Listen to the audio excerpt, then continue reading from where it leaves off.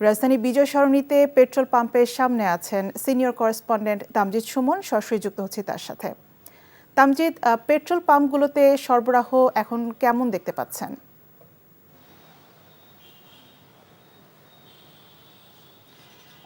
আসলে আমি যে পাম্পটিতে আছি এই পাম্পটিতে সরবরাহ মোটামুটি ভালো, কারণ তারা প্রয়োজন মাফিক তেল দিচ্ছেন। আমি এই পাম্পটিতে অর্থাৎ ট্রাস্টের যে পাম্প রয়েছে এখানে মোটরসাইকেলগুলোতে তাদের চাহিদা মতোই তেল দেওয়া হচ্ছে এবং প্রাইভেট কার এবং অন্যান্য গাড়িতেও চাহিদা মতো তেল দেওয়া হচ্ছে।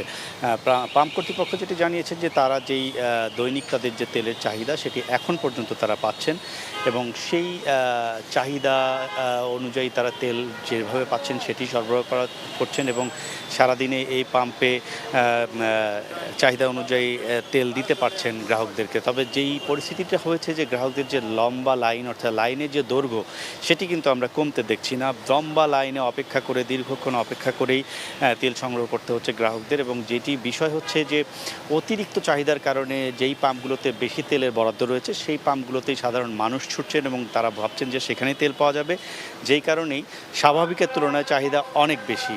সেই বেশি চাহিদা সামাল দিতে গিয়ে হিমশিম খাচ্ছেন যেমন অনেক পাম্প কর্তৃপক্ষ, আবার বেশ কিছু পাম্প রয়েছে তাদের বরাদ্দ কম থাকায় তাদের অল্প তেল থাকায় খুব তাড়াতাড়ি সেই তেলগুলি শেষ হয়ে যাচ্ছে এবং সেই পাম্পগুলো বন্ধ রাখতে হচ্ছে, তেল সরবরাহ করতে পারছেন না। সব মিলিয়ে আসলে তেলের যে সংকটের কথা বলা হচ্ছে, কিছু কিছু পাম্প তেল দিলেও রাজধানীতে বেশ কিছু পাম্প রয়েছে সেই পাম্পগুলোতে তেল সরবরাহের সংকট আমাদের চোখে পড়েছে। বেশ কিছু পাম্প এর মধ্যে আমরা দেখেছি বন্ধ রাখতে, তেল সরবরাহ বন্ধ রাখতে।